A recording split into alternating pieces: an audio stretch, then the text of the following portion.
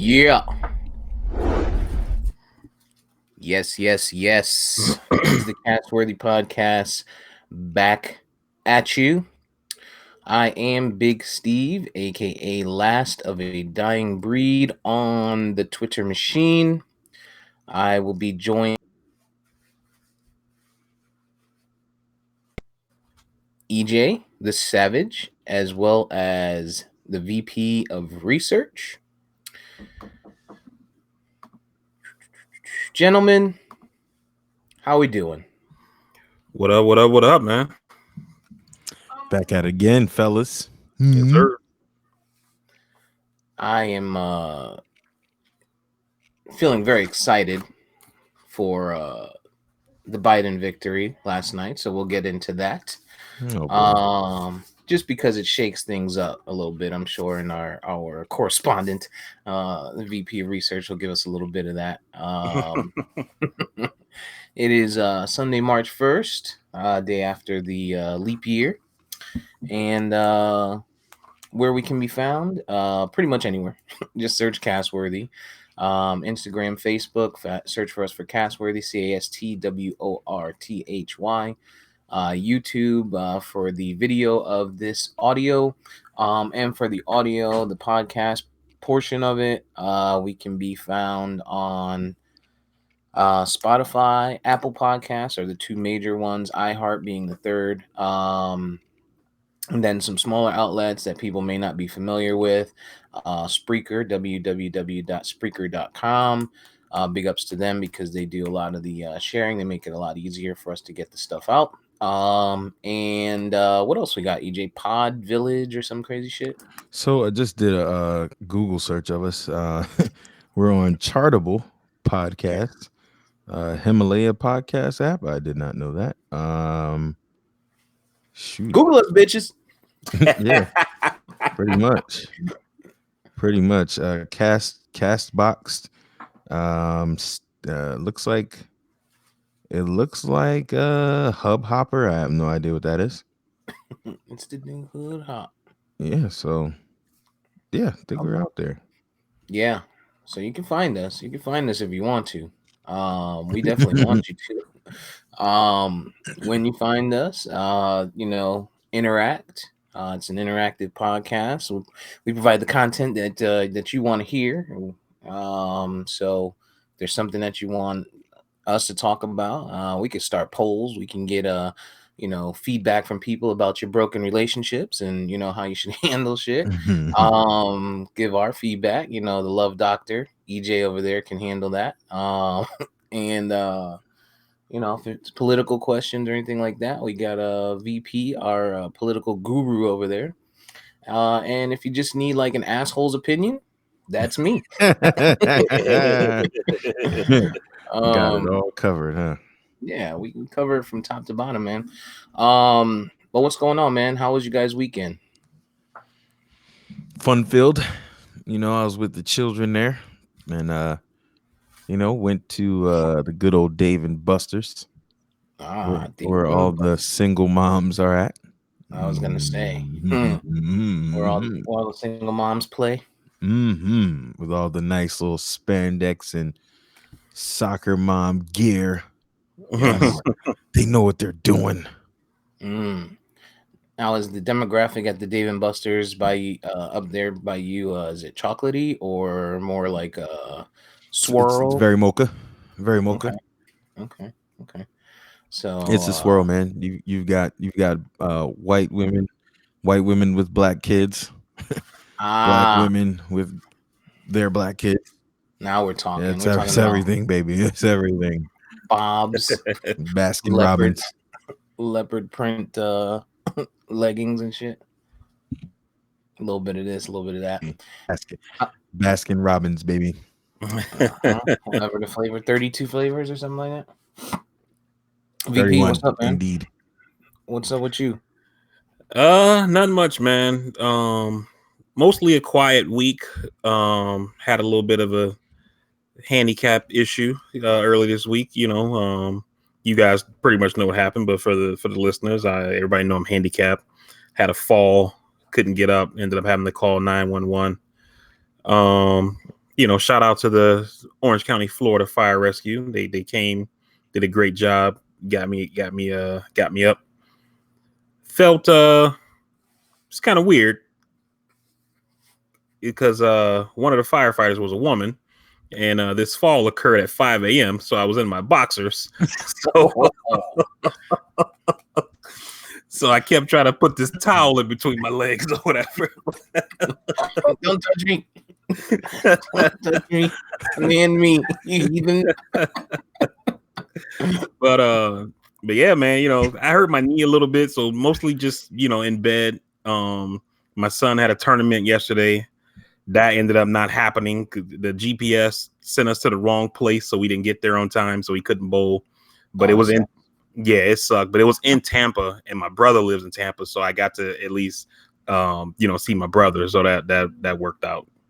Shout out to Calvin. I know his name's not Calvin. Oh man, so that sucks for TJ. I know he was probably bummed out a little bit. Yeah, he was, and looking at it, wasn't actually a big tournament. And so, looking at the kids who was there, because he stayed in bowled a couple practice rounds since we was there, looking at some of the competition, I think that he could have done well in this tournament, but they said he could have bowled, but he would have had to take a 0 the first game, and it was only 3 games bowled. So if you take a 0, you pretty much lost, So we ended up not doing it. No, not worth it. Yeah, not worth it. How about you, man? Steve? I'm glad you're okay. I'm glad that the fire rescue was able to get you up, and the young lady, didn't cause any discomfort. Shame spot. Did she check your vitals? Like, excuse me, Aaron, could you step out for a moment? Patient client privilege.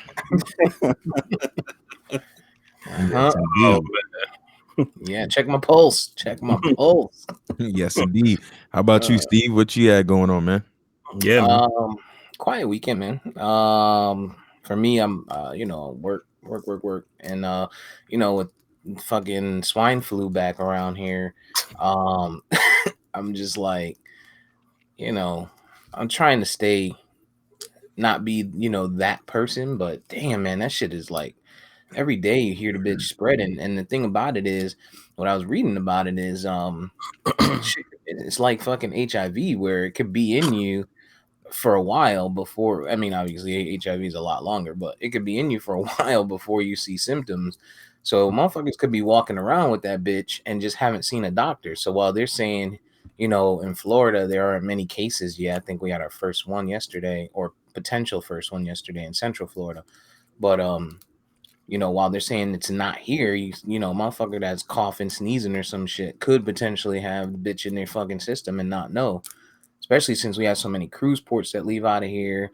Our airport is a major hub, the Orlando airport. I mean, so, just people in and out of here. So I've been trying to stay low key, until other stuff happens. But nothing too crazy, man. I think today might figure something out because it's fucking beautiful. The weather's been really nice here. Probably cold for Vari VP because he's from Miami. So if it goes under 80, he puts on a fucking snorkel jacket, boots with the fur and shit. Full scuba. Yeah. But you know what, Steve, though, that's a good point that you make, man. And like, people got to make sure they're washing their hands and, coughing into your arm and stuff like that. Just because when I saw the press conference that Trump had, which was a fucking disaster, but no need to get into that. SNL talked about it. That shit was hilarious. Yeah. But when the experts were able to speak, and that guy, Dr. Anthony Fauci, who is the head of infectious disease at the National Institute of Health, he was basically like Obama's point person on Ebola. When he got up there, he was saying that this virus is particularly effective. And the reason why they said it's effective is that with most viruses like this, like when people like swine flu and other things like that, you had to be symptomatic to pass on the virus to folks. But with this coronavirus, they're saying that people can actually spread it without actually showing symptoms, and it has like a 14-day incubation period, somewhere between 2 to 14 days. So let's say you're not symptomatic until like day 9, but from days 0 through 8, you could literally be spreading it and not even know you have it. So yeah, man, people need to pay attention to their health, make sure they're washing their hands, not sneezing and coughing out in the open, not only to protect yourself, but to watch out for people around you. Yeah, man. And really, it's not just the walking into places where motherfuckers are doing that shit, but it's something as simple as fucking you go to pump gas, and people will stay inside when they're sick from going to like parties, clubs, shit like that. The gym. Motherfuckers won't do shit like that. Yeah. But they'll go get gas if they need it to get to work the next day or whatever the case may be. And people don't think about, they're in their car. When you're in your car, there's no one around, so you're not thinking, oh, let me make sure that I cover my my cough with a paper towel or whatever the case is. They're sneezing right into their hand. Yeah. Probably don't have sanitizer in their fucking car. And on top of that, so fun fact, they said one of the dirtiest places or dirtiest things where you can find the most germs, what would you guys think? Your cell phone. Fucking steering wheel. Right? Think about people fucking eating in their car, and every day you get in your car, touch different shit and stuff like that. So, and you never clean it, right? Motherfuckers don't clean the steering wheel. They don't disinfect it. Maybe if you get your car washed, they might wipe it down a little something. But yeah, I was reading something the other day that said the steering wheel is one of the dirtiest places or the most carries the most germs out there, which is crazy. But but yeah, man, light weekend so far. I think today is supposed to be really nice here in Orlando, something like 70s or something like that, 72, 75, which is amazing because we still get a decent breeze here, and so it'll feel good. So there's some stuff that's going on. There's a little taco thing,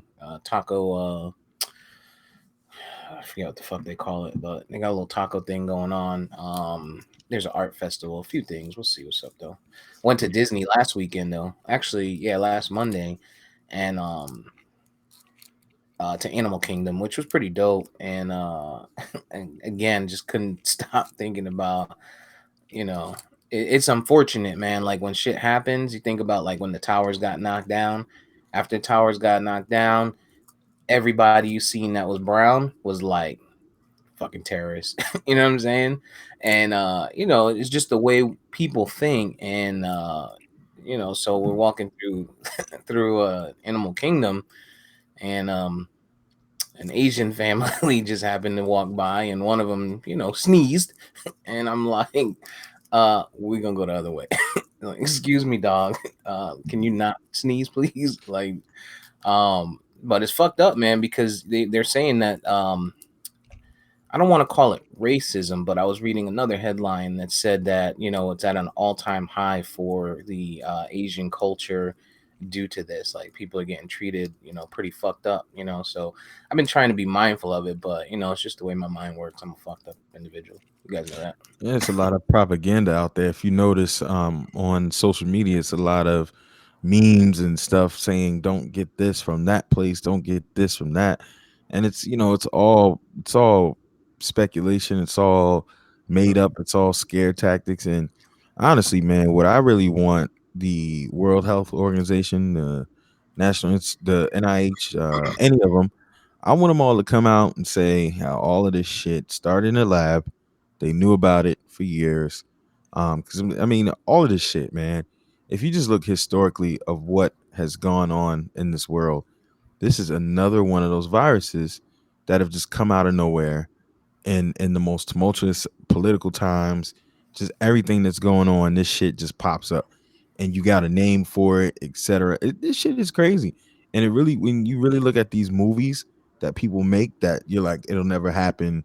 The zombie movies, the epidemic, the pandemic movies, all of that shit. It's like and then I saw something crazy that was talking about how China's population is going down. Like, I mean, just even all of the propaganda, anything that isn't even confirmed or not fact, it's just everything surrounding this. Since I've known the U.S. government to have created syphilis, I can no longer not believe that any of this shit is not coming from a fucking laboratory, somebody doing something for something, and here we are. You know, they created syphilis, um, created that shit in the lab, even with the K2 drug itself, which is in this area, specifically in DC. It is just taking these kids out, man. I mean, just taking them out.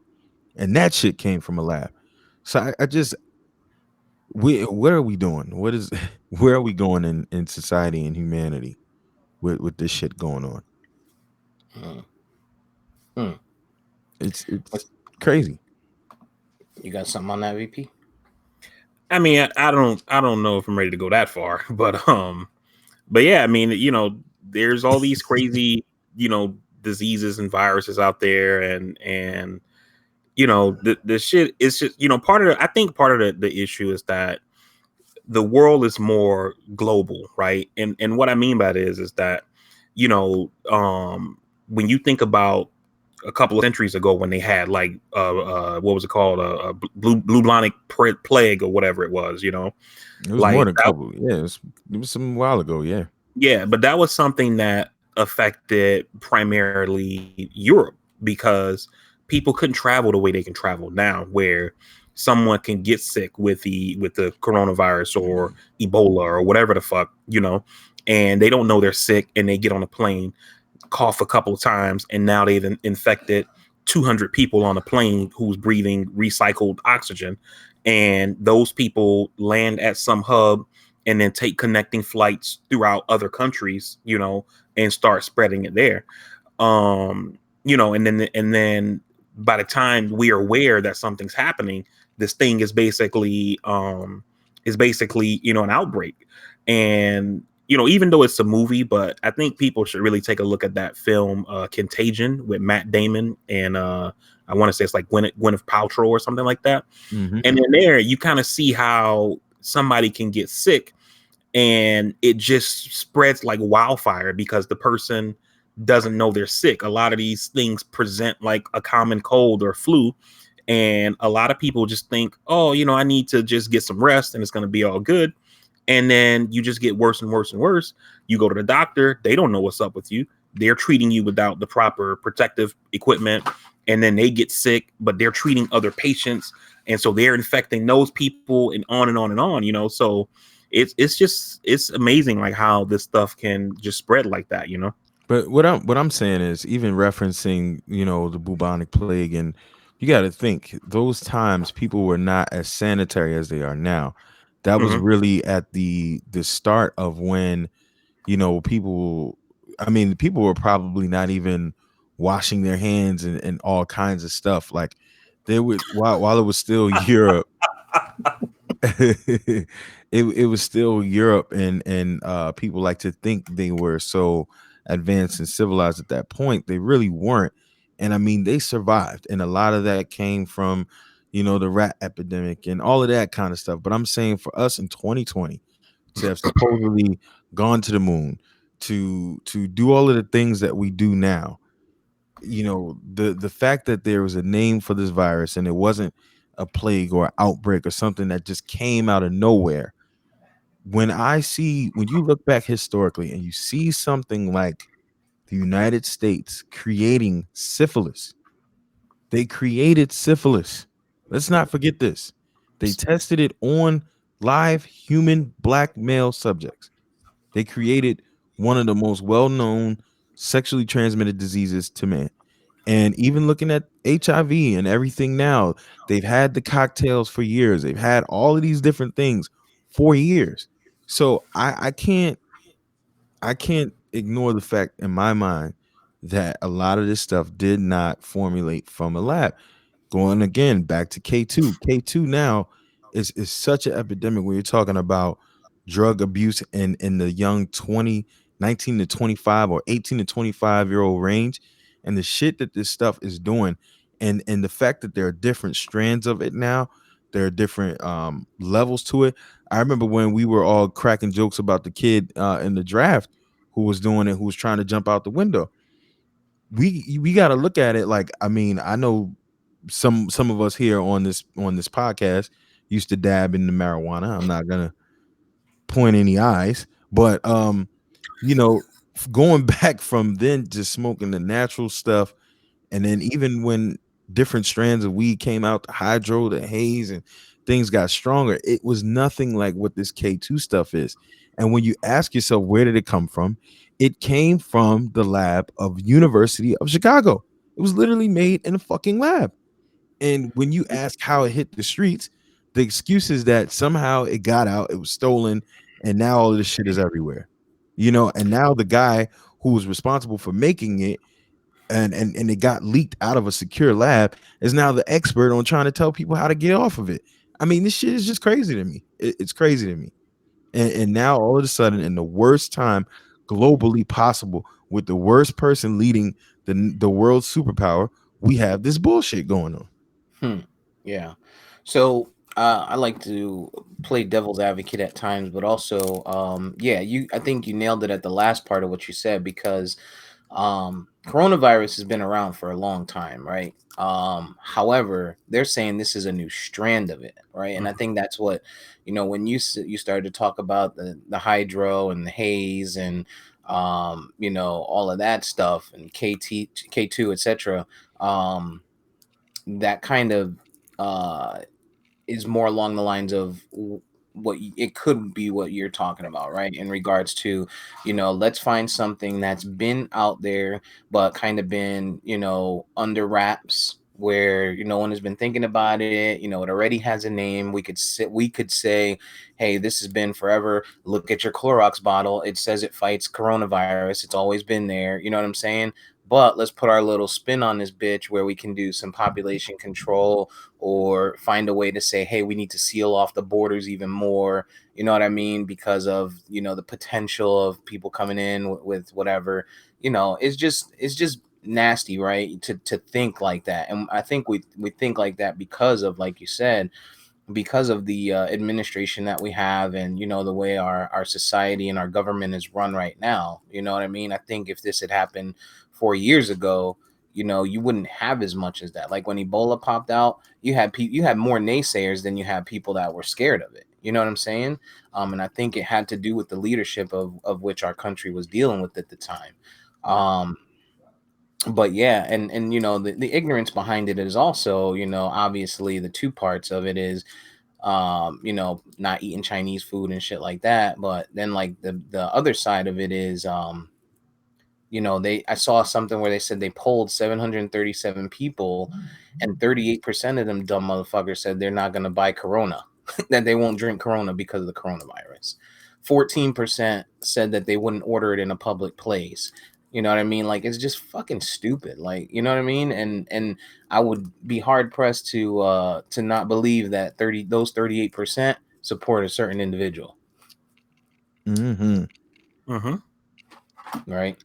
But yeah, man, the biggest thing is, like, I told people yesterday, I was telling a lot of the people at my job, agents and stuff, like, just wash your hands, man. Make sure you wash them for a minimum of 20 seconds, go on for a little bit longer, wash up to the fucking forearm, get all that shit out of there, man. And, don't bite your nails, keep your hands out your eyes, shit like that. And, that'll lower. But it just sucks because it's more, it's because they say it's transmitted quickly through, like, people touching their face and stuff, their eyes, their mouth, their nose, whatever. Kids are more, vulnerable to it, because kids are always sucking on their fucking thumb or biting, whatever, putting their hands in their mouth, putting shit in their mouth, whatever, you know what I mean? So, it sucks, man. You just got to be on alert, be mindful, and we got to just be cleaner as a fucking society. Yeah, that's very true what you said, Steve. And what's actually amazing, I was watching, I want to say it was Rachel Maddow's show, and she had someone on talking about the coronavirus, and they were saying something that's kind of remarkable about it is that the vast majority of people who've been impacted by it have been adults. It hasn't been a lot of children impacted. You would think that with something that spreads by touching your face, rubbing your eyes, putting your hands in your mouth, that kind of thing like that. You would think that that children would be more susceptible, and it seems like it's been a lot of adults who have been impacted by it. Well, that's good to hear. I mean, silver lining, right? But yeah, man, shifting gears. Kind of shifting off of that and kind of still being on it. South Cackalack last night. Big change in our political front from a Democratic standpoint. I will throw it to our VP over there, our political correspondent, to give us the latest on what took place last night in South Carolina. Before he does that, VP, did you watch SNL last night? Did you watch SNL last? I don't know if he might. I started watching it. But I ended up falling asleep on it. I did see how they opened the show, which was cool. And I know you'll probably give us a little more on it. And I don't know. I know VP is big on it. I don't remember a lot of the punchlines, but they were talking about Biden and how he rose from the dead, and then now he's gonna turn around and fuck it up again or something like that. That shit had me rolling. Yeah, so I was wondering if VP caught that last night. Nah, I haven't watched it yet, but I usually do watch SNL, so I'll check it out sometime today, probably. Yeah, I rarely watch it, but they were on one last night. So, but yeah, they got on your boy Biden on that one, man. But that was yeah, it started. I gotta finish it up, but yeah, man. I saw some. So I was watching the news before we started, and I saw a little bit of Biden addressing his group, and he looked energetic, man. He looked powerful, to me, right? I'm not a huge guy on it, not a huge political guy, but yeah, I'm gonna go ahead and let VP take us away on this one. So to your point, Steve, I think over the last, I would say week and a half, Biden has looked a little bit differently, and I think the reason why is that, given the results of Iowa, New Hampshire, and Nevada, even though he came in second place in Nevada, it was a distant second place. And I think that Biden is kind of seeing, hey, I might lose this thing, where it looked like he was the clear front runner before the voting started. And then once the voting started, it seemed like people wasn't fucking with him. And it seems like that's kind of upped his energy some. And I think that's kind of is almost like a, it's almost kind of like, you put that cage, you got that caged animal in the corner or something like that, where he's basically going all out, But anyway, so last night was the South Carolina primary. Joe Biden won that primary handedly. Like, it wasn't even close. Biden got 48% of the vote. Bernie Sanders got 19 and change. Most of the networks are rounding it up to 20%. Biden won every single county in South Carolina. He walked away with the lion's share of the delegates. His closest competitor, like I said earlier, was Bernie Sanders. Biden got more than 150,000 votes more than Sanders. And because now we're starting to hit bigger states, with the amount of votes that are actually cast in South Carolina, Biden is actually the leader amongst total votes in this primary. Throughout the 4 states that have gone so far, Biden's got the most votes just because of how much vote he got out of South Carolina. To kind of dig into the numbers on some of the things that we've talked about on this podcast, as well as within our group and our chat, when it came down to, some of the big crosstabs in the polling, in the exit polling, Biden basically won almost everything there. He won men, he won women, he won the majority amongst white voters, he won the vast majority amongst black voters.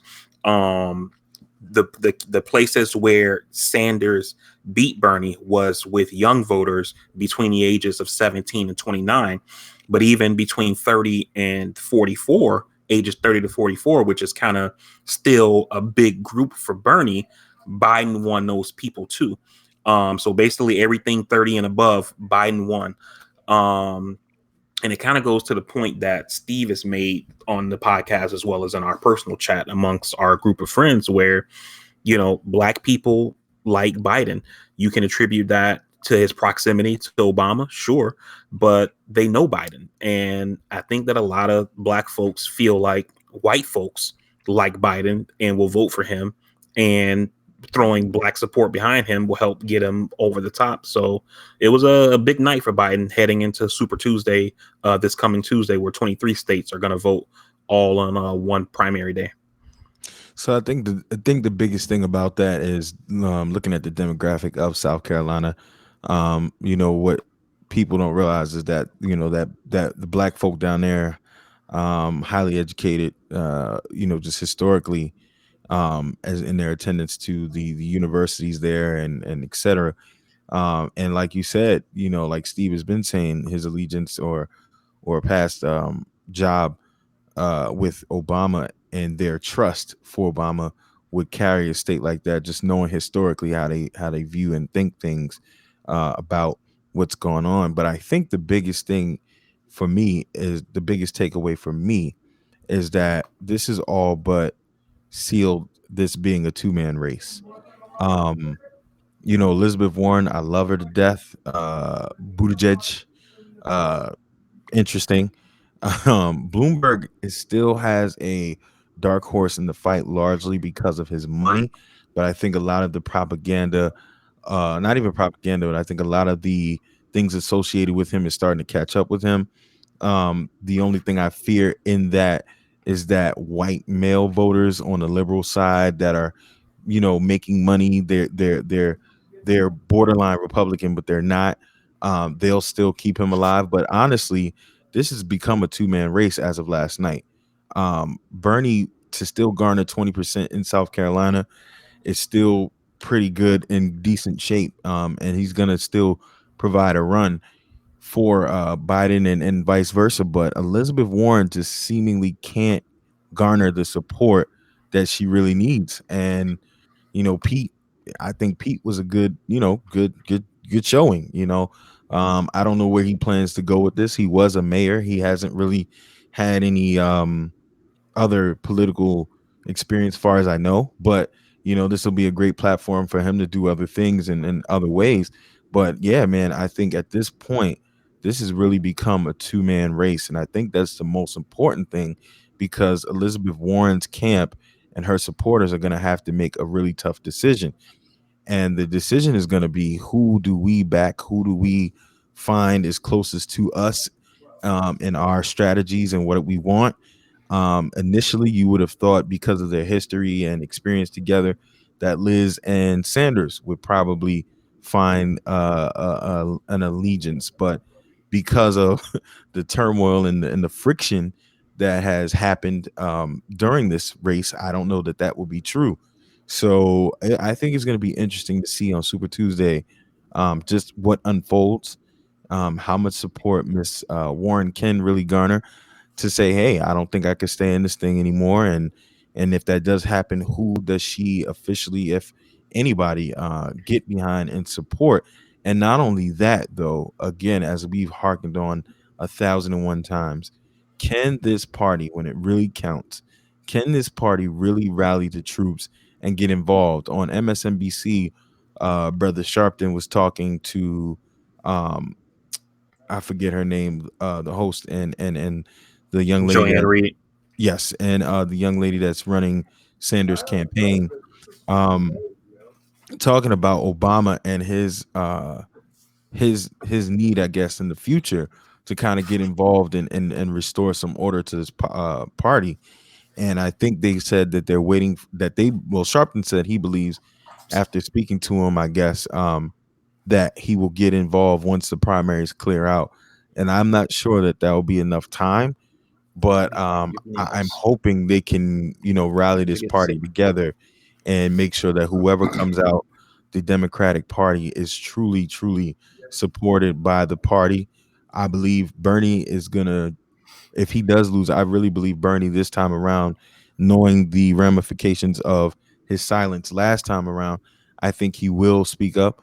I wonder about Elizabeth Warren and her camp, and just everybody, because at the end of the day, man, this guy Trump is still gaining more and more steam with his base. And I think when I always talk about this on the show, we know who his base is outright, the ignorant people that come out and they say they are his supporters, but it's really the people that are hiding that we really don't know about that really bother racists, the closet racists, shit. Yeah, all those 50% of those white women that did not give a damn about him grabbing by the pussy, all of the racist shit that he's been saying.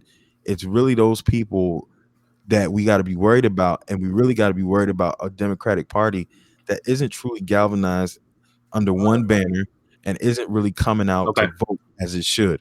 So I think that's the biggest thing in getting everybody motivated that did not vote to come out and vote.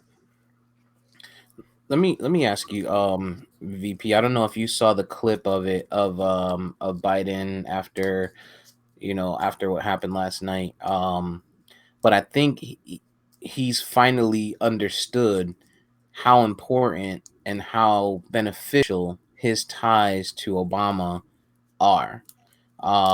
If you hadn't seen the clip, there was where he was addressing the group. He was saying, he went on to say, a person who's been a vice president to Obama, an Obama, a guy who's been part of an Obama Biden presidency, like, you know what I mean, kind of refreshing that to people to say, hey, motherfucker, in case you forgot, I'm tied to, arguably one of the best presidents that the country has ever had. You know what I mean?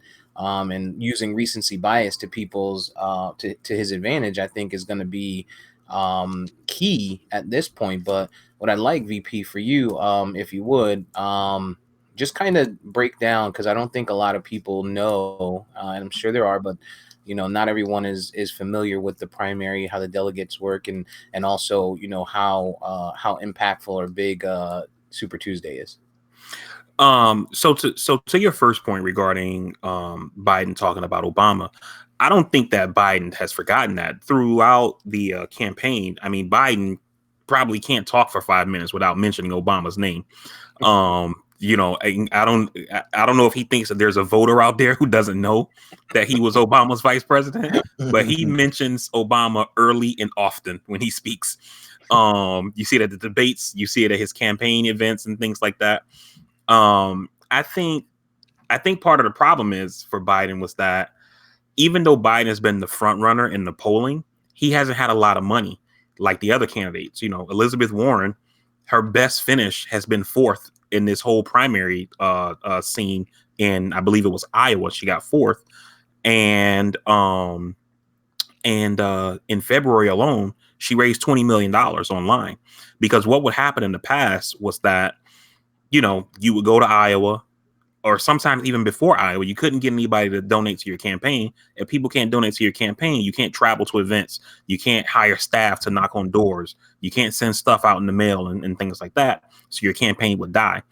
Because of the internet now, people can fundraise online, and you get massive donations sent in online that can keep a candidate afloat for months on months, even though they're not winning anything.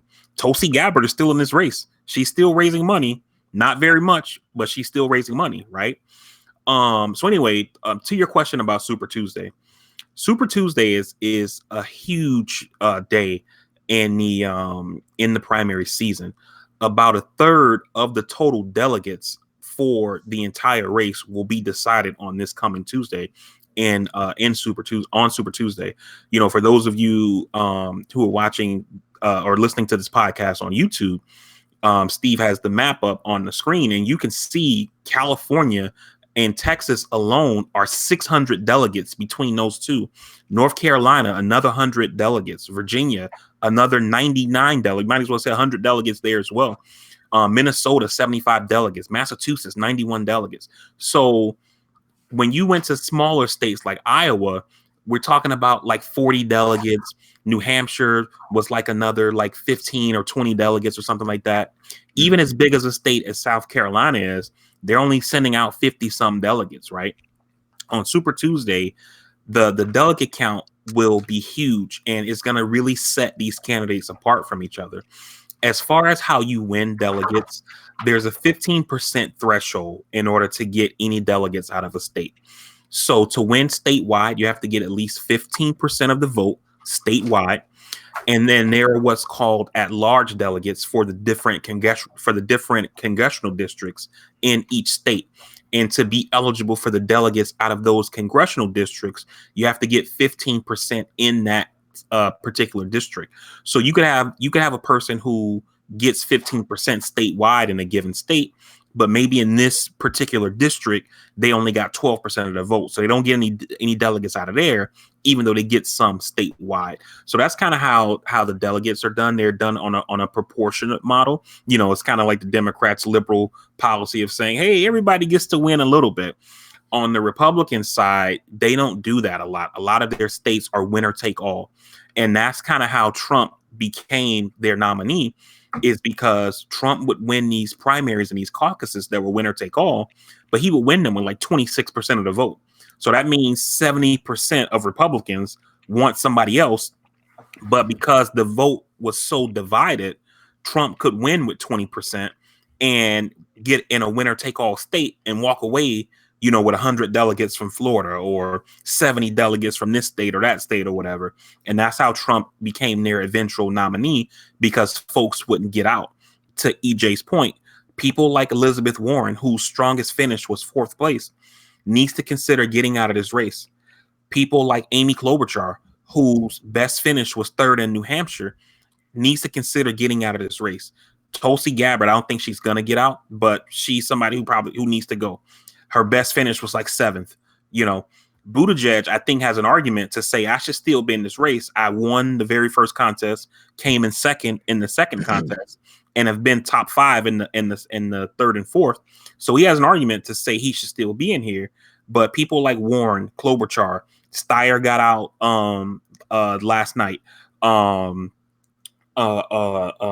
Gabbard, those folks need to consider getting out. And then you have Mike Bloomberg coming in, who's going to be fighting Biden for some of the same voters, and they could end up splitting their vote and getting more votes towards Bernie. So it effectively is a 2-man race, but we have to see what happens with Bloomberg on Super Tuesday. So with Elizabeth Warren being one of the larger name candidates, if you had to, you know, take a bet, VP, who do you think should she pull out? Who do you think her support would be geared towards? With Warren, it's tough, right? Because Warren is super progressive, right? Her and Bernie have a lot of the same policies.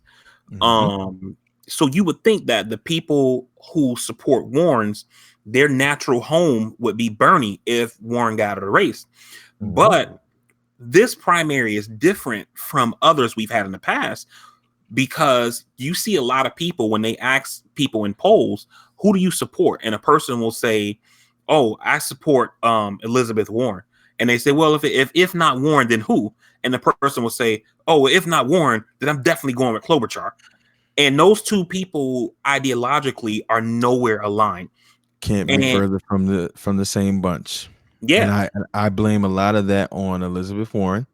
And I'm gonna say this is gonna sound sexist, but I don't care.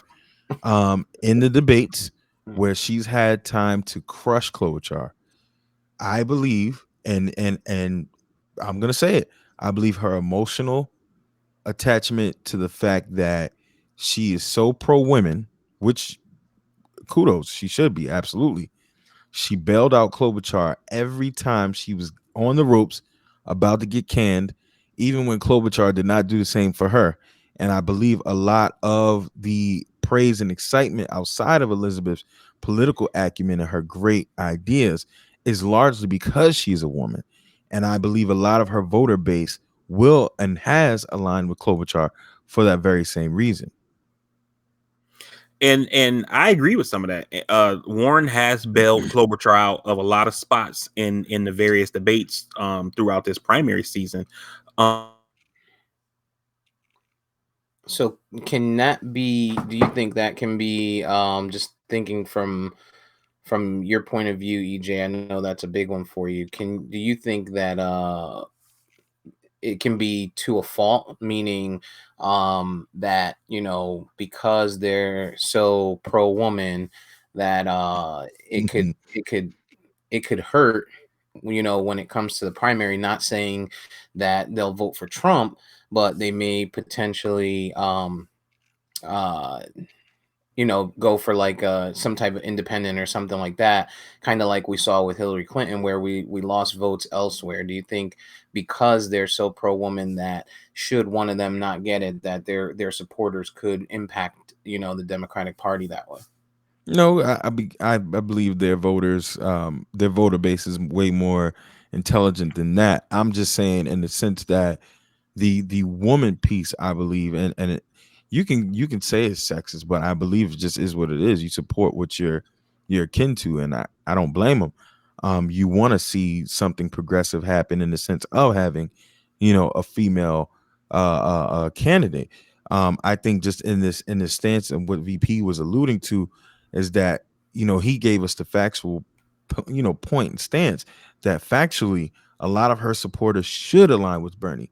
But I believe, based on what we've seen and seen her display on stage, a lot of her voter base has paid attention to the fact that when it was a moment of gender, let's just say gender progression, it seemed as though Warren, when Klobuchar was getting beat up, that you would see Warren initiate these statements about how a guy like Bloomberg is sexist. He's done all of these terrible things to women. She's taking that stance, and I commend her personally because she's bringing who she personally is to the table. I think of all of the candidates, she's probably the most genuine, and to what I'm saying is to her own fault. I believe that because she's such a trailblazer for women, that she's looked at a lot of this race largely from that lens first, which I believe a lot of her supporters do because, just naturally makes sense. And so when you ask who you're going to align with as a woman, they're probably looking at it, well, as them being women, rather, they're probably looking at it like, I'm not voting for this guy, Bernie. He's another part of the male hierarchy that we're trying to overthrow. We're trying to topple. So naturally, they may go with a Klobuchar, even though Klobuchar is completely nowhere near what Warren is. She's nowhere near as good. She's phony. Her policies are just not even anywhere near the spectrum in a lot of ways. So I like VP. I think that is very difficult. And this is why we're kind of saying it's going to take Elizabeth Warren to really come out and just put aside everything and anything and really get behind whoever she believes is truly best for this country, because we're going to need her voters to make a choice and really follow behind her leadership. Yeah, and when you look at somebody like Klobuchar, I was talking to my wife about this last night, is that what's the case for a Klobuchar, right? It's, you can kind of see some people and you watch them on the national stage, maybe you see them in some interviews or a certain event and something, you say, man, like that person would be interesting if they ran. A lot of people attribute Obama's 2004 DNC speech to being the catalyst to him running for president, because a lot of people didn't know this kid from Illinois, who wasn't even a senator yet, he was running for the Senate, give this primetime speech and killed it. And people are like, who the fuck is that? And he uses that to catapult him into the national conscience to begin running for president. Obama's going places and people are asking him, hey, you should run. In Klobuchar's case, right? Where does she come from? She's just some backbencher senator from Minnesota, right? During the Kavanaugh hearings, there's a moment when Brett Kavanaugh is going on his fucking rants against the Democrats, and him and Klobuchar have this moment when they're talking about all his beer drinking, and he asks her, has she ever been drunk? Like being an asshole. And she basically said something along the lines of, her father was an alcoholic, and that's something she takes serious, and she don't appreciate him, that kind of thing, you know what I mean?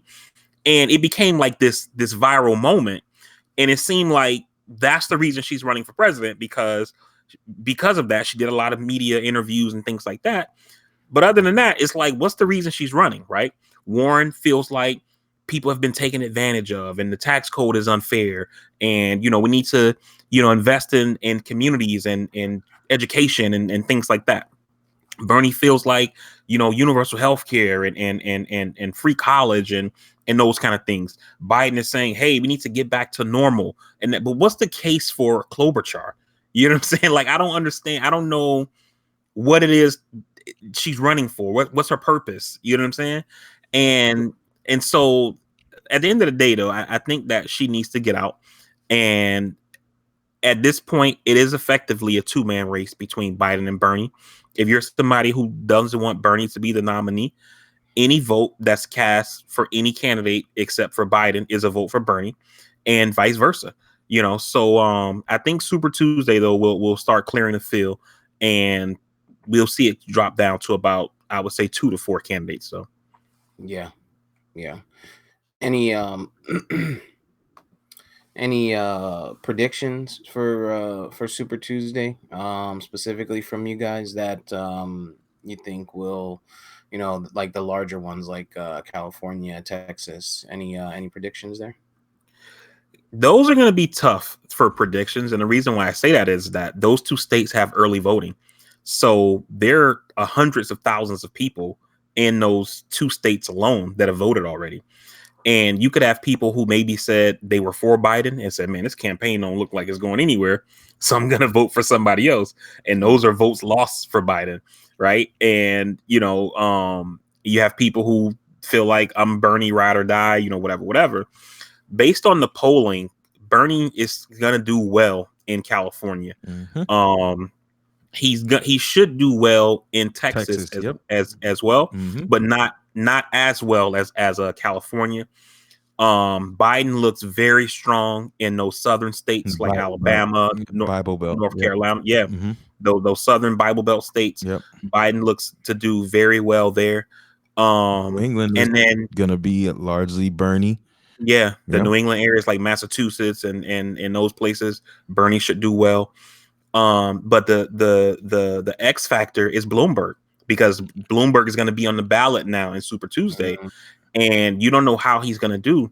And somebody with that amount of money, like I talked about earlier, where Biden couldn't get a lot of traction because he was basically going off of name ID, but he wasn't out there running ads and yard signs and sending stuff in the mail because his campaign just didn't have the money. Bloomberg has unlimited resources, right? Bloomberg has already spent over $500 million on this campaign. And starting today through Super Tuesday, in the Super Tuesday states, Bloomberg is going on TV running 3-minute ads. 30-second ads in California can be millions of dollars, right? 1 or 2 million, right? In some of these smaller states, 30-second ad, might cost you $200,000-$300,000. But now you're talking about running these things across 23 states, millions of dollars. Bloomberg is running 3-minute ads across the Super Tuesday states. And how do you compete with that, man? Right. It's funny you say that. I was listening. I don't generally listen to the radio, but I was listening to the radio the other day, just driving, and I heard a Bloomberg ad come on, and all I could think, it seems like, right, the ad went along the ways of saying something like, it's time that we look at our history of our country and we do right by, the Black citizens, et cetera, right? And my nigga head said, like my ignorant head, the side of the brain that says, remember the hood, said reparations. You know what I'm saying? And I think, when you mention that, you make mention to that, that's, it is going to make a difference. We always talk about, a lot of the opinions that when I tell E and stuff all the time is, the opinions he has, the opinions that you guys tend to have are the opinions and thoughts of people who follow politics, who are familiar with the candidates, familiar with their policies, etc. But those ads, while they're targeting those, I think a good target for those, or a good percentage of the target for those ads, are just the people who don't follow but feel like it's my duty to still go vote, right? You know what I mean? The people that see the vote or die shit that Diddy did years ago, or the importance of getting, they start to see, hey, it's important to get Trump out of office, and they're like, fuck it, I gotta go vote. What resonates with them when they get to the poll is, reparations. You know what I'm saying? Oh, wait a minute, we're gonna reverse slavery. Oh, sounds good. You know what I'm saying? Like, so I think Bloomberg can throw a thorn in it there, for sure. But what were you gonna go ahead with, Savage? No, man, I agree largely with both of y'all. Starting with you, Steve. When it comes to New York State and areas surrounding, I mean, a lot of New Yorkers are gonna say, I mean, a lot of people can say a lot of shit about Bloomberg, De Blasio, Koch. I mean, we've had some fucked up mayors. And that guy really was just reacting to the times of the city and everything that was fucking happening. Not excusing anything that was going on, but I mean, the public, the white public, the African American community, the elder African American community, they wanted a lot of shit done. A lot of shit needed to be done. And that 9/11 shit was real. So, while a lot of that looks bad on him, I don't know that anybody else would have done anything different, not excusing it. And I don't know that it's going to weigh a lot when it comes to damning his character. So I say that to say, to your point, in those states up there alone, he's going to be making a smooth impact. He's been campaigning in California, like VP said. I think, Bernie ultimately will edge out Biden in a lot of these areas. I think Biden will maintain the Bible Belt, maybe, with opposed to maybe like Georgia in the future. I don't know, but it's going to be so close. And, I agree wholeheartedly with everything you guys said. I was going to go out there on a limb to say maybe Bernie will emerge to be the victor for Super Tuesday. But after everything said that I have to agree with, I don't know. I don't think you can even do it. Yeah, we'll see, man. I guess it's safe to say that I won't see you on Tuesday, huh, VP? Nah, I'll probably be watching some TV, I think. Probably gonna call out from work, or call the paramedics again. Where's the soup? Where's the spoon? Hey, go to work. I'm going. All right, man. I'm interested to see, man. I want to see how that's gonna go. It's just getting closer and closer, man. So extremely important for people to familiarize themselves with it. And be available and be accountable, hold the candidates accountable, whether you wholeheartly support them or not. But if they say something or don't say something that you want to or don't want to hear, you definitely got to make if you have to pivot somewhere else, that's it, that might have to take place. And as they start to drop, to VP's point, got to shift resources and got to be in the run, to make sure that it's a win, right, for the party, because those that's what happened to Hillary last time, is just well, I'm not for Hillary, but I'm also not for Trump, so I guess I'll just go ahead and vote for Roseanne since she's on the ballot. That'll be funny, right? You know what I mean? You get enough of those, and what were there was you mentioned it all the time, VP, the small margins for some of the for some of those states that could have been a Hillary state. So 70,000 votes across 3 states, 40,000 in Pennsylvania. I think it was like 20,000 in Wisconsin, and like 12,000 in Michigan. And right there, Trump's president. But you know what? So the good thing this time around with a state like PA and stuff, you got Biden, who's kind of close to that that realm, and you got Bernie, who's actually been doing well there. So hopefully, like, again, I'm sorry to cut you off, but I thought about it. You know, state like PA, I'm just, if you know what, let's just go on record to say this: if these Democrats are truly for real about winning this election and not about themselves, they can do a hell of a job in getting a lot of these votes, because in all of the areas that one of them lack, the other one can account for. They can get these votes. They can make it happen. Biden and Bernie alone can get those states like Pennsylvania and Michigan's. They could do it together. But when it really comes down to it, were you really in this race for yourself, or were you really about beating Trump? Yeah, I can't wait to see Uncle Barack start walking up, and you know what I mean, swagalicious. You know, once it gets closer, man, I'm excited for that, man. He's kind of been out of the eye a little bit, you know, except for like All-Star Weekend. But yeah, I'm excited for that. What else, man? EJ, you had you had some interesting things that are escaping me off the top of the brain here. Some topics that I thought were ooh, I can't wait to hear EP on those. What you got, man? Give me something. Well, I mean, I ain't gonna take too much time.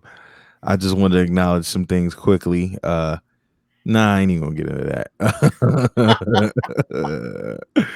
Nah, man, I was gonna say, I guess I can go into the one thing. I was talking about black masculinity, and it just seems like overall, man, that masculinity. So recently, Right now, while VP got on a pink shirt with the Golden Girls on it, you want to talk about black masculinity? I had my Golden Girls, my light blue Golden Girls shirt on last week, actually. Oh, so y'all rolling with Buttigieg, huh? We got some Buttigieg supporters out here.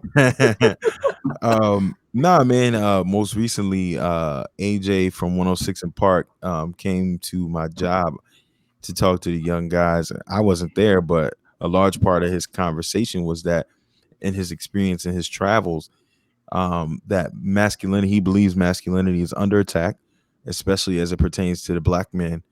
And, you know, one message that I try to preach to them very often is that, you know, because we have a toxic masculinity group with these incarcerated young men. And it's like, I try to hit home that we have to be cognizant of our toxic ways and societal norms that we have been accustomed to learning and socialized to accept. But at the same time, we should not sacrifice our masculinity for the building of others. And it's just something to me that is hitting home more and more. It just doesn't feel like it's cool to be a black boy or a black man anymore. And I'm not kinning it to anything specific, but when you just look at everything that goes on, we get gunned down, we get killed, we're killing each other.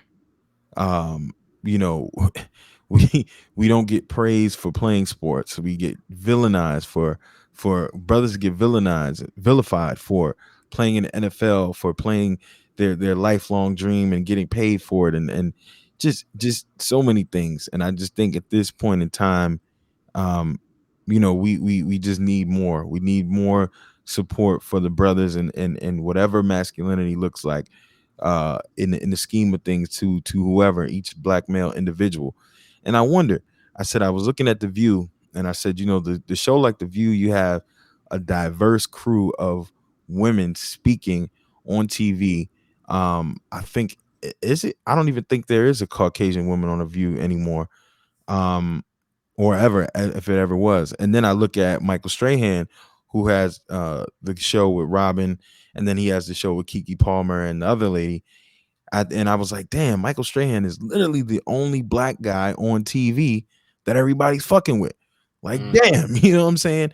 And I began to wonder,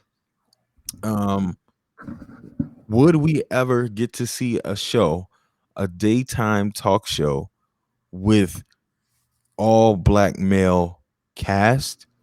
Or at least, and VP, just to repeat this, I began to wonder, because I was saying Michael Strahan is seemingly the only black guy on daytime TV that we got, him and Steve Harvey.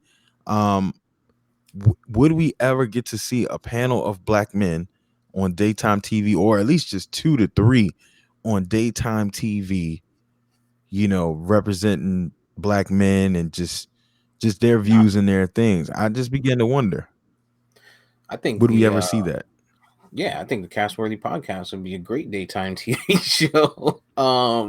We'd be canceled in 1 week.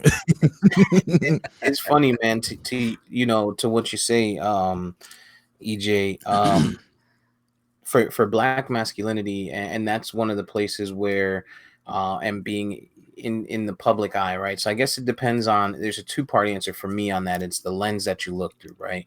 So if you're looking through the lens of what these larger corporations or these news outlets and stuff are speaking through, yeah, people are getting criticized for being, athletes and following their dream and stuff, shut up and dribble, you know what I mean? You're not a part of this, et cetera, et cetera, et cetera, right?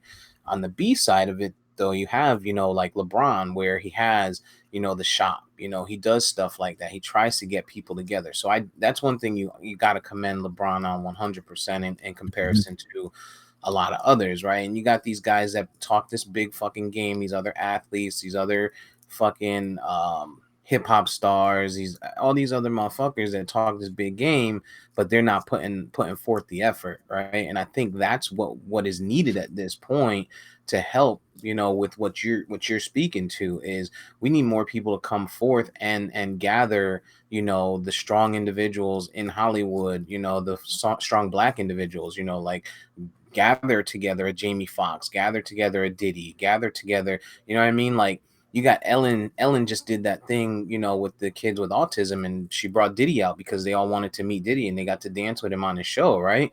That's huge for Ellen, right? But why are we not seeing something like that from fucking Wendy Williams, who wants to crucify black people? Why are we not seeing something like that from Oprah, who's fucking killing off or fucking trying to cancel all our, all the people that put a name for us, right? Whether wrong or right, the shit that they were doing, R. Kelly, fucking Michael Jackson, et cetera, et cetera, et cetera, those are pioneers of our culture, you know what I mean? If not for them, a lot of people wouldn't have had the path, paved for them, right? So, while you have an Ellen who's doing that, why are we not seeing that from our own people and our own culture, trying to put forth that effort? And I would love to see, like you said, a panel of, African American or even biracial, multiracial panel of some sort, Hispanic, etc. Just having those conversations, because we don't get, that side of the opinion. Then where do you have to get that from? Social media, you know what I mean? You got to go on Twitter, you got to look at memes and shit like that to get that side of it. And then a lot of the shit that you see on social media is fucking just bullshit, you know what I mean? So yeah, I think it's important, and I think someone should push for that. What you got, VP?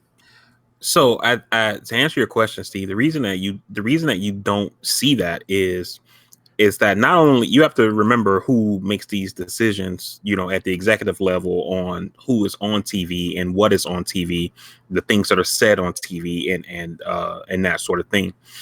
Also, with somebody like an Ellen, right? We live in a time where, gay rights are a huge thing. And for somebody who is an out gay person, she's looked at as being like a pioneer in the community, right? But when you look on the side of the coin of the things that you're talking about, somebody who speaks about black issues from a perspective of a black person, that's something it's just not on TV, right?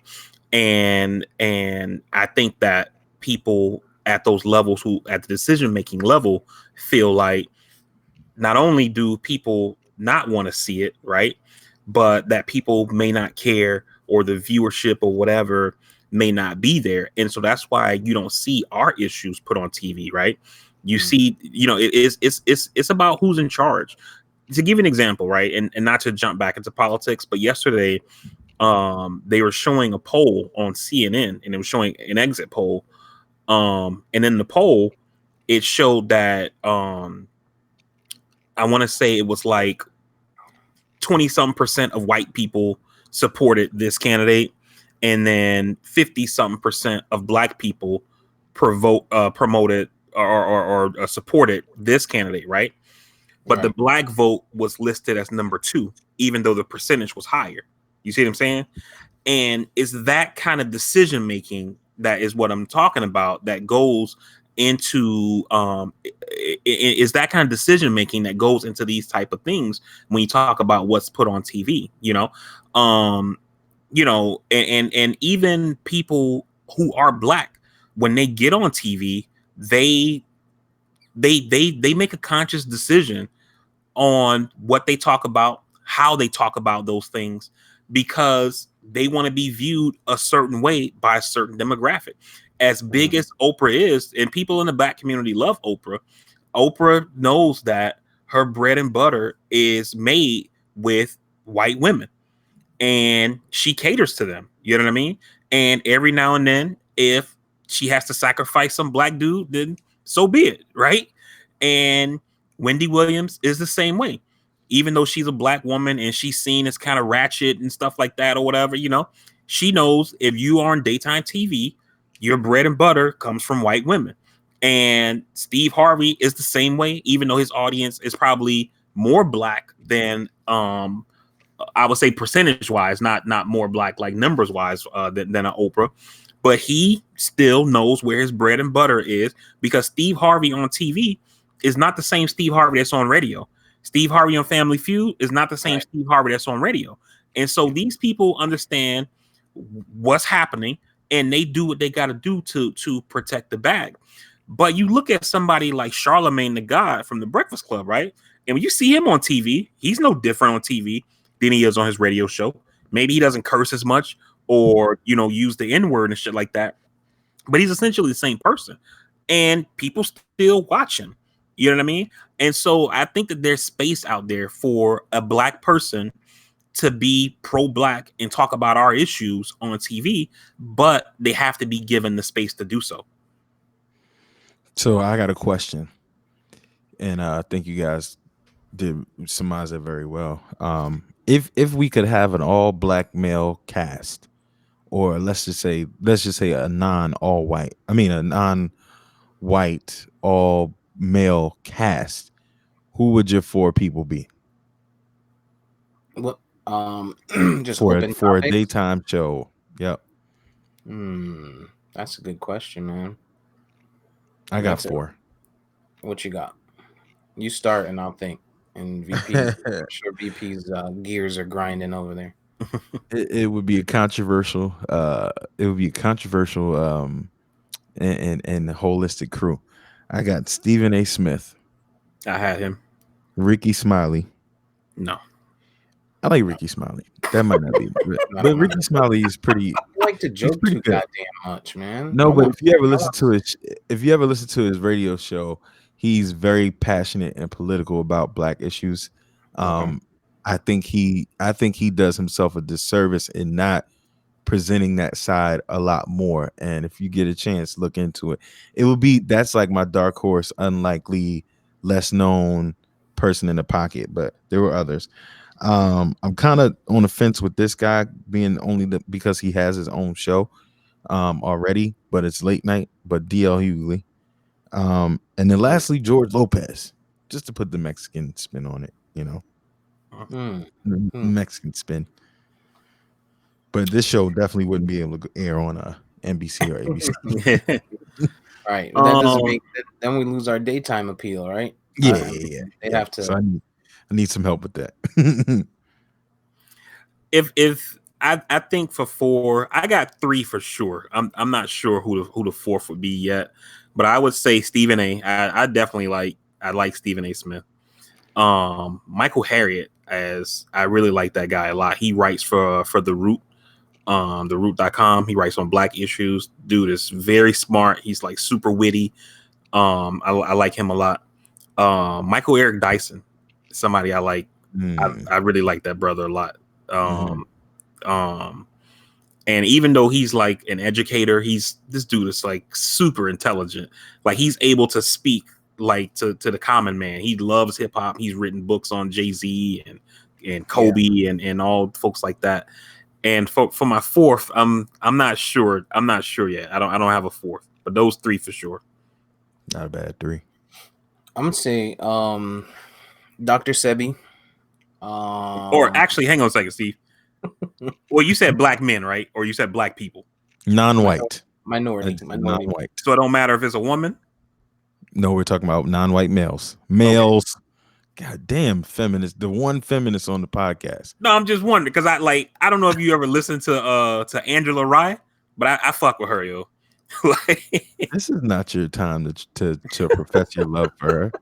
You gotta stop it. We said all male, non-white. All right, so I'll come up with a 4th. Go ahead, Steve. Damn. You know, I would like to see Jemele Hill in that. No matter, even though we're talking men, I think she has some pretty good. She has impact, but no. Going serious, I would say there's some people that I think are slept on, right? And this is just, of course, the people that I think.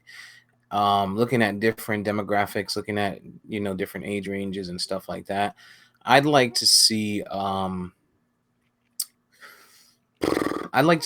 Joyner on TV. I like what he does. I think he's an avid supporter of our culture, and I think we get the old head thought from him. I think this is going to come as the biggest surprise to you guys, and it's going to sound weird, but I think I would like to see T.I. on that show, on a show, because as hood as he is, he's extremely forward thinking. He supports the community. I mean, this dude bought out a whole row of fucking Walmart abandoned homes. Well, no, a whole row of abandoned homes in Atlanta. Fixed them up, remodeled them, and made them extremely low price housing for individuals in the community. So I think he supports us, and I think he has a good insight on things. I'm not a Stephen A guy. I like Stephen A, but I don't think I like him. You know what I mean? Like, I think Trevor Noah. Yeah, I like Noah. Okay, that's one of my guys. I like like that's a great pick, Steve. And you know what I like about Noah is that he's able to talk about things in America with an outsider's perspective, since he's from South Africa. And especially with South Africa being an apartheid country for a while, I love his views on racism and things like that. That's an outstanding fucking pick. Phenomenal. I like him. And then my 4th one, I would probably go with Van Lathan. I like Van Lathan. The dude that used to be on TMZ. He was always the one that was for us. You know what I mean? Ain't he the dude who put Kanye in his place on that slavery shit? He put Kanye in his place, but he got into an altercation back and forth with what's the white dude's name from TMZ? Harvey Keitel. Harvey, yeah. He went back and forth with him like heated, and ended up getting fired for it. But yes, I think Van Lathan makes my list. But yeah, that's a pretty good one. Yeah, I like those. That's a pretty good one. I think we get a little bit of everything from those. Yeah, absolutely. I was also thinking Mark Lamont Hill at one point, but he kind of went over to VH1 and started doing stuff. So I don't know. But I think that's off of him getting the bag. But that brother is dope. I've talked to him before. But I think Steve, your panel was pretty good. Yeah, pretty damn good. Yeah. I think we need to talk this into existence, man. Even if it's not daytime TV, we need a syndicated type show somewhere that we can get this. I was looking at Joe Budden. Shout out to him for his State of the Culture attempts to do something like this, but Joe Budden is not he doesn't have the acumen to cover this kind of stuff all the way around, because he has a platform to do it. But there's so many times I'm listening to that pod and I'm just like, how the fuck do y'all not know this information? Like, your job is just to, you know what I mean, talk about shit. How do you not, or how are you not sure as possible as you can? Joe misses, man. I think he's still immature in the game, to where he could be extremely impactful. He has a great following. I mean, I work with a young lady who's white that nobody would fucking think that she listens to Joe Budden podcast, but she's one of the people that I talk to about it. You know what I mean? Blonde hair, blue eyed. You know what I mean? Like, that's it's crazy, right? He has the following, he has the viewership, but I think he's a little immature when it comes to those topics. And it's just about, he has to try and stay serious on some of them, as opposed to making everything, a joke. But yeah, I think he could do it. You know what else too? Like with the panels that all of us came up with, is that I think that it's people who are serious enough to talk about the Black community holistically. Because what you see a lot of times when people talk about things that affect Black people and Black people in general, and the community as a whole, is people talk about the criminal justice system as if it's the only thing that impacts Black people in this country, and with the people who all of us talked about, they could address things more holistically, like I said earlier, and talk about, whether it's the criminal justice system and crime and education and healthcare and different things like that, and those people, Jason Johnson, I'm pretty sure EJ knows that. I'm not sure if you know, Steve, but he writes for The Root as well. And he talks about how when he has conversations amongst his Black friends or other Black journalists and things like that, how the stuff that they talk about is never the stuff that you see raised when you talk about Black issues on TV. Even from a medical perspective, I heard a doctor I was listening to a radio program, I can't remember who, during Black History Month. And this doctor, she was saying that because of like slavery, there are some people in the medical community who thinks that there's not enough information in Black folks' medical history as a people to make these recommendations. And she was talking in terms of like prostate exams, and she was saying how her, as a doctor, as a primary care doctor, she recommends that her Black male patients actually start asking for prostate exams at age 40 instead of age 50, like is the normal recommendation, just because we don't know enough about Black people's medical history due to slavery and Jim Crow, et cetera, et cetera. And she was saying, even if the doc pushed back, you need to just go see somebody who would do it for you. But there's not a lot of people out there in media who can speak to our issues like that. And I think that those people who we talked about are people who could, either talk about those things themselves or bring people on to that show that we're theorizing about, to bring those issues to the forefront to an audience that's likely to be predominantly Black, if it was a show that came to fruition. Yep.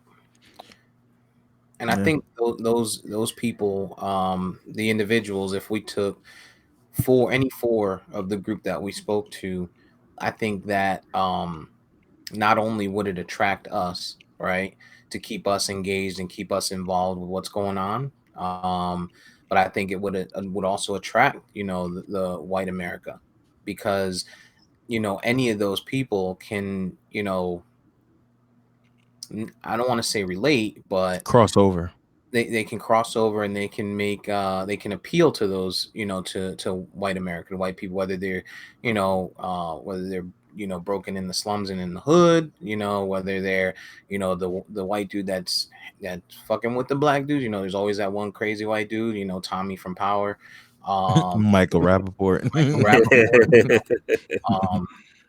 Speaking of Power, since we on it, God damn it. God damn it. Power. God damn it. EJ, did you watch it? Did you watch the end of Power? Of course I did. Oh. And can I just say something real quick, Steve? On Power, folks, we didn't actually forget about it. I think we were just so pissed off we couldn't talk about it at the time. I'm so tired of 50 Cent, man. I'm so tired of 50 Cent. You know the spinoff is coming in June. Mm-hmm. I'm tired of him playing with my damn emotions here, man. God, dog. I hate Tyreek. Coming in June. I hate Tyreek. I was hoping the shit would end and he would die. But I guess, when you have a character that people either love or hate enough, people are going to keep coming back to see what's going to happen with that shit. Man, how do you guys feel about because they got 3 fucking spinoffs to that bitch coming? They got the Tyreek, the Tommy. No, there's 4 spinoffs. Kanan. How the fuck Kanan get it? See, 50 Cent, man. You got Raising Kanan, which I guess they're going off of Raising Cain. That's one. Then you got the prequel with Ghost and Tommy when they were kids in high school. And then you got the joint with Power Book 2 with Tariq. And then the other one is Tommy's show. It's gonna be one with Tommy called Force. I'm okay with watching Tommy's show.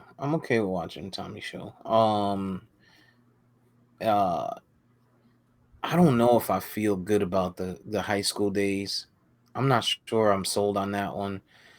I don't even think I'll watch the Tariq one. I really don't care for that. That's the worst one, the Power Book, because that's gonna continue with Tasha being involved, continue with Tariq being involved.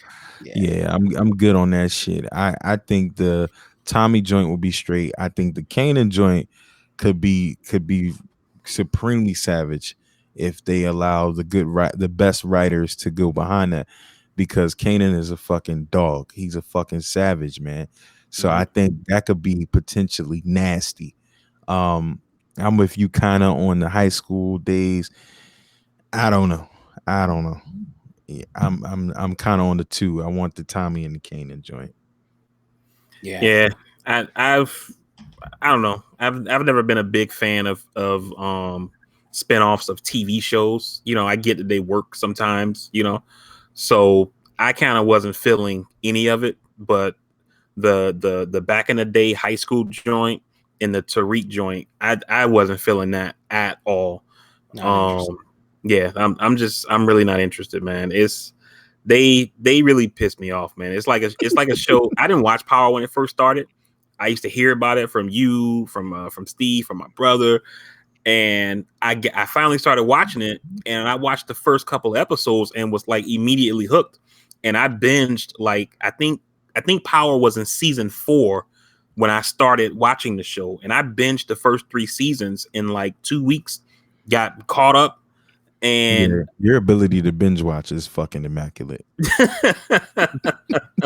Because I remember you did not know what the fuck we were talking about, and then all of a sudden you was like, "Yeah, man!" And when he did, I was like, "What the fuck? You wasn't watching that shit? Like what?" So motherfucker was nasty with the binge.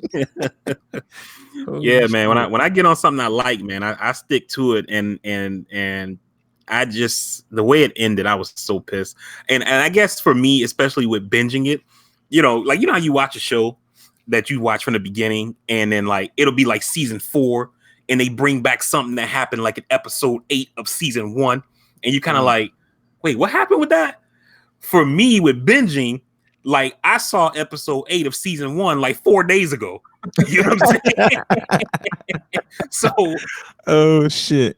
So that shit is mad fresh. You know what I'm saying? And so to watch a show like Power, from where it started to where it went, I'm watching it what the fuck is happening, yo? Oh man, that shit, it was. You're super disappointed at that point. Yeah, man. Yeah. I like to binge watch like that as well. But I hate binge watching and then finally getting caught up and then having to wait on a season or some shit to come. That's the one shit I hate. So I got to get on some shows that are done, like fucking Dexter and shit like that. Because you know, I need to just see fucking beginning to end, like Prison Break. When I watched Prison Break, that was like probably one of the first shows I ever binged, and Prison Break caught me, dog. That shit was so fucking well written. But yeah, man, I'm not here for the high school days, man. They can miss me with that one. I'm interested to see the Kanan one, but I think the Kanan one can go left quickly. To EJ's point, if it's not grimy enough or if it's too grimy, I think it can go left. I think if they try, if the character introduction runs too long, you know what I mean? I think you can lose people on it because you could lose your plot. The one reason I think that Tommy shit can be pretty good is it depends on what the approach they take, whether it's going to be an approach of where they show, what led up to it, kind of some of the life while regular power was going on type of shit. Incorporate, Ghost in it, even though, he's dead, right? And then go on to his life after, to where he's reestablishing himself. I think that one can go well as well, but I also think that it can fucking take a deep dive and hit the fucking ground quickly too, especially if it's the same writers that wrote for that last season. Because man, let me tell you, God, it's crazy because like they had one or two good episodes, but I think those were the episodes where they had like guest writers or specialty writers. Like the episode where Cedric the Entertainer came in, I think they had a specific, like a specialty producer or writer came in for that specific episode. It wasn't the person that wrote all the other episodes of the season. So oh man, I don't know, man. I don't know if I'm here for for all that power. You know what I mean? Shit, I gotta sneeze. Excuse me. But yeah, so aside from that, I don't know if there's anything else. I think next week I do want to talk about and I know you guys kind of glossed over my my idea, but I want to talk about our caucasoids that our top 5 caucasoids that we would invite to the picnic, to the barbecue, and kind of come up with the list and stuff. Just thinking about it because I saw Rappaport and shit like that. So yeah. But yeah, what else, man? You got anything pressing that we need to clean up, finish up with? Nah, I was wondering if I was kind of wanting EJ here for this one, but I was wondering about everybody's thoughts on this shit happening with the league, with the new CBA. Like some dudes with the NFL, some dudes are going crazy about it, man, with them trying to add the 17th game and shit. So oh yeah. So I have to read up on it. I have no clue what took place there. Yeah, I hadn't followed it. And was the combine this weekend? Yeah, the combine is this week. It's happening now. Missed it. Yeah, I haven't been paying much attention to it.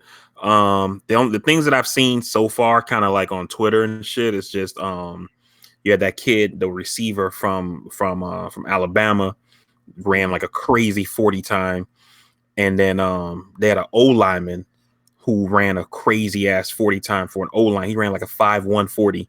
So and this dude is like 300 plus pounds. So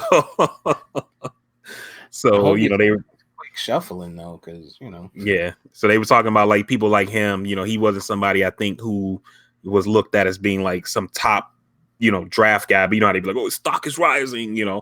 So yeah, at the end of the day, I always say we're eligible. Yeah. I think that's where my Hurricanes kind of made mistakes. Like my brother always used to say, man, like after Butch Davis left the Hurricanes, he was like, we draft athletes, we don't draft football players.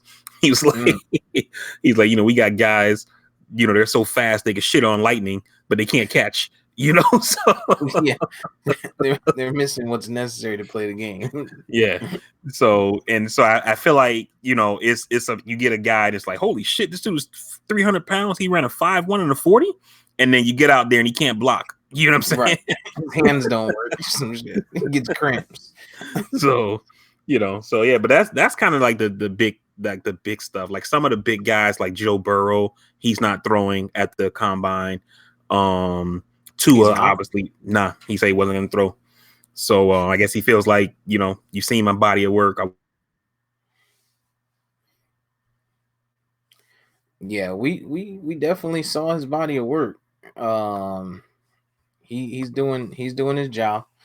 I'm just wondering whether or not it's going to, you know, be enough for teams to want to trade up for him, or is he going to end up, you know, stuck with the Bengals or some shit? You know, I don't know, you know, Dolphins trying to trade up with all those picks they got or anything like that, but you know, him not throwing could lead to him, you know, his draft stock dropping, which could work for you guys, or it could just really be, you know, where people are like, we've seen his greatness, you know. Yeah, it's tough for us, man. Like, you know, I like part of me thinks that we should move up only because we got that 5th pick, and San Diego is like right there, like waiting, you know, and if we sit at 5, they could jump up ahead of us and take a quarterback, you know.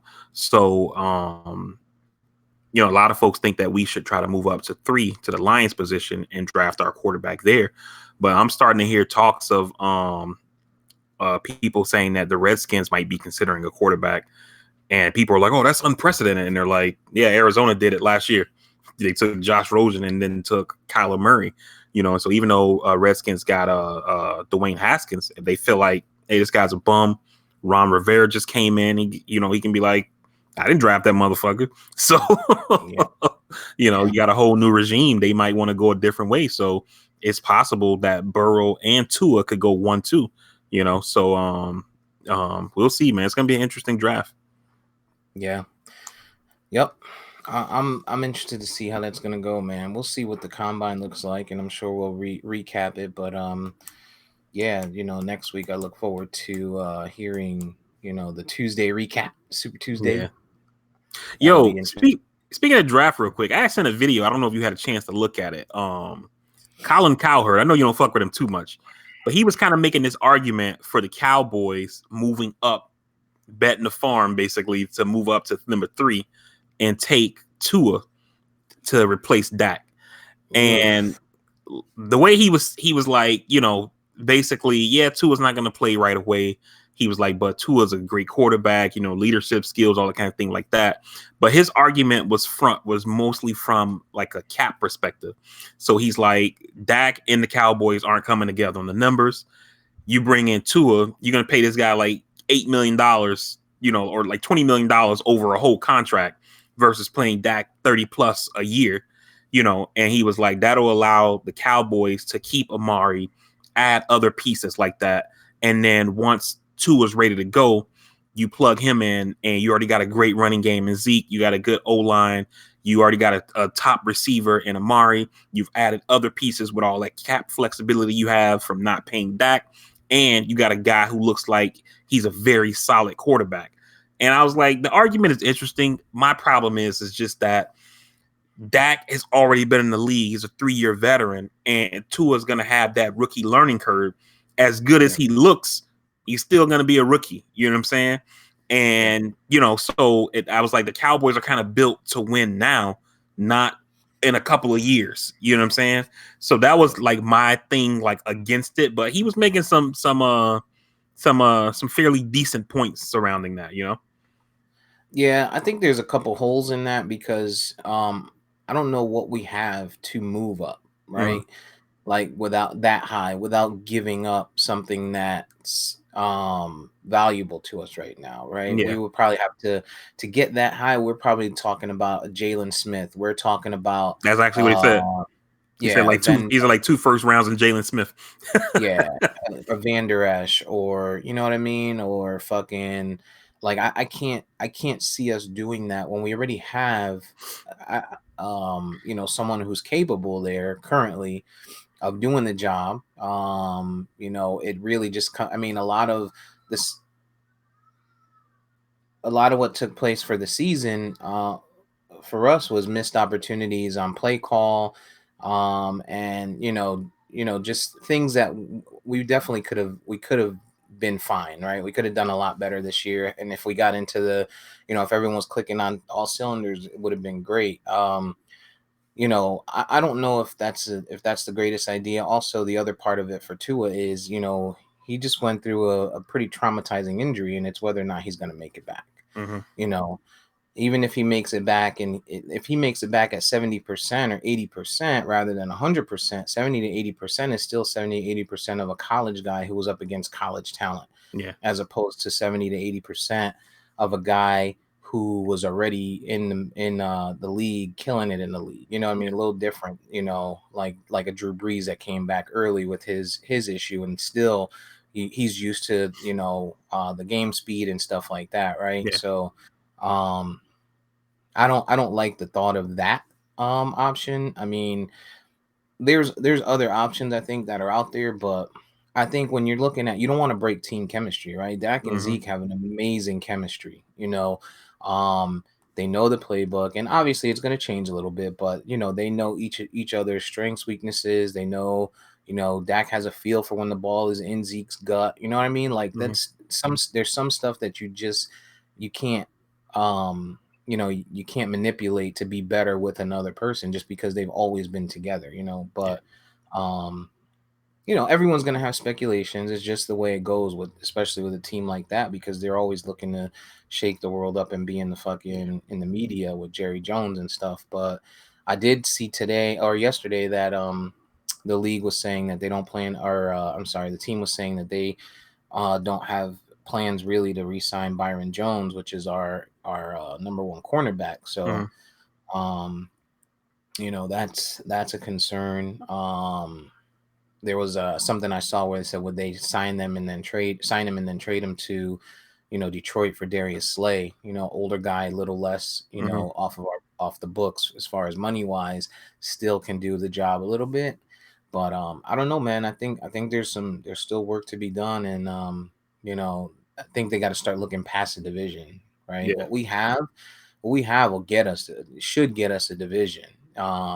This year we kind of slipped and fell, but it should get us division based on the teams that are there, unless they make major changes. But that's not what we need to get the conference. You know what I mean? And then we need to get, we need to get the league. So, I don't know, man. I don't know. It'll be interesting to see next year. I want to see what McCarthy brings to the table. He's got a really good staff. So sort of excited there. I'm just excited for football in general. It's a while away. Got to get past baseball. Baseball's coming too, But yeah, man. Yeah. Excitement all over the place. You guys are what, 3 or 5? 5. 5. You think you guys might trade up? I think so. Because I mean, I feel like the quarterback, like at first I didn't think it would happen, because like we've been shitting on a lot of like quarterbacks, man. Like the owner Stephen Ross and the GM Chris Greer, they were like shitting on Tua a couple of weeks ago, and I was like, damn, maybe we don't like Tua. And I was talking to my brother about it, and he was like, don't forget Flores comes from that Belichick tree. That's just a smokescreen, though. Yeah. Yep. And so I was like, that's a good point, man. So I don't know, but I think, we got the assets. So what's the point of having all these picks, even though we have a shitload of holes? But in the past, you've seen teams give up a lot to move up to get Jared Goff or Carson Wentz or whatever. But the difference is that we got all these picks that we acquire from other teams. So it's not like we'll be mortgaging our entire future, since we're loaded with picks. You know what I'm saying? So we have the assets to move up. Is whether or not we can find a trading partner, So so yeah, but I think we end up moving up though. I don't think we draft at 5. Yeah. What if Brian Flores decides, you know what? Why don't I go ahead and try and get go ahead and talk to Tom Brady? I Oh man, that that that would that was, that would break your heart. I would be so hurt, man. That's, you know, I'm a fan. You know what I mean? And I've let a lot of shit go. I didn't like Ndamukong Suh. I thought he was a dirty ass player, and we got him. I'm like Sue Casa. You know what I'm saying? But Brady, though, I think that might be a bridge too far. I don't know if I can do it. I might have to take a season off. So, Teddy's out there though. Teddy Bridgewater. I think if depending on how long he sits out there, if you guys don't get to trade up, I can't see that being a horrible choice. You know what I yeah, mean? It's you guys are gonna have fits, so yeah, you have a QB controversy, and if neither one of them is doing what they need, what Flores needs, then you look at the draft next year. yeah, But you use all those picks this year and beef up everywhere else, yeah. secondary linemen, etc. You know what I mean? And And the other thing too with us, I don't think that it's a viable option, but we still got Rosen. You know what I mean? yeah, Now, he didn't look that great in Arizona. He didn't look that great with us, but who knows? Maybe he can grow into it, especially sitting behind a 15, 16-year veteran like Fitz. Maybe that could up his game some. Who knows? So, yep. I don't, like I said, I don't think it's a viable option, but we still have him as well. Yeah. And there might, in worst case, there could be someone out there that believes in him that might be like, you know what, let me grab him. Somebody like a Patriots, they'd be like, Yeah. fuck it, we get Tom for 2 years, but let's go down and let's talk to Miami since they're drafting someone. Let's see if we can get Rosen and have him sit behind Brady. Yeah. You might find, so he can have some value for you guys. Mm-hmm. Or like you said, he might just hit that aha Yeah. and decide, oh shit, let me start actually watching tape. You know what I mean? Let me actually pay attention and because now my team is going to be getting better. And with Tom Brady and possibly the Hood leaving eventually, within while he's there, while he could potentially be the quarterback of the Dolphins, Mm-hmm. who knows, man? And Yeah. there was a reason he got picked. So Mm-hmm. we've seen busts, but we've also seen people that look like shit turn into Yeah. decent people after years of game speed and getting with the right getting in the right system. Right. So Right. yeah, The one thing that does scare me about this draft, even with all the picks that we have, is wide receiver. And I think that our team believes that our wide receiving core is better than it is. And I don't agree with that. it's And not. so, and I feel like we might not go wide receiver in this draft at all, and at any round really, and that kind of worries me because I don't think that our wide receiving core is as good as the coaches may believe it is. I mean, we have some guys who did their thing this year, but I think we need to upgrade. Yeah, I think yeah, most certainly you guys need to you need a wide receiver. I don't think you have to get a bunch, but maybe they're hoping that somebody like Amari Cooper hits the market. The Mhm. Cowboys are just like, well, we're not gonna tag him because we're gonna tag Dak, and we're not gonna pay him. Yeah, Or maybe they're who knows, right? But I do think there's some pretty good wide receivers in this draft, and with the number of picks that you guys have, shit, why not, right? yeah, If Devontae Parker is finally actually taking that step forward, and you can get a young guy, you could be something like Atlanta with Julio Jones and Calvin Ridley. You know what I yeah. mean? And you have basically two number ones. Or even when Julio Jones first came out and Roddy White was there, they had Hmm. basically two number ones. You know what I Yeah, mean? So, and then you just got to find somebody to get him the ball, and hopefully, get a running back that's serviceable. There's lots of potential for the Dolphins as long as they don't fuck it up. yeah. Like that's ultimately where it's at now. Big So if, big if. yeah, we'll see, man. Yep. We'll see. All right. Um, I don't think I got anything else pressing for this week, but good talk, good dialogue, and without further ado, if you will take us out, sir. All right. Hey, everybody. Appreciate you joining us. If you caught the beginning of the cast, you know where you can find us. You can also find us in places we didn't know we were. So just search Castworthy. But as always, we appreciate you guys rocking with us. Don't forget to like, comment, share, subscribe, all that good stuff. Follow us on any of the social media at Castworthy, on Instagram at Castworthy_podcast. And if you're in one of those Super Tuesday states, get out there and vote, or regardless of where you're at, vote when it's your turn. And let's see if we can make things change here in this country. Until next time, we'll see you. Appreciate you rocking with us. Peace. Peace.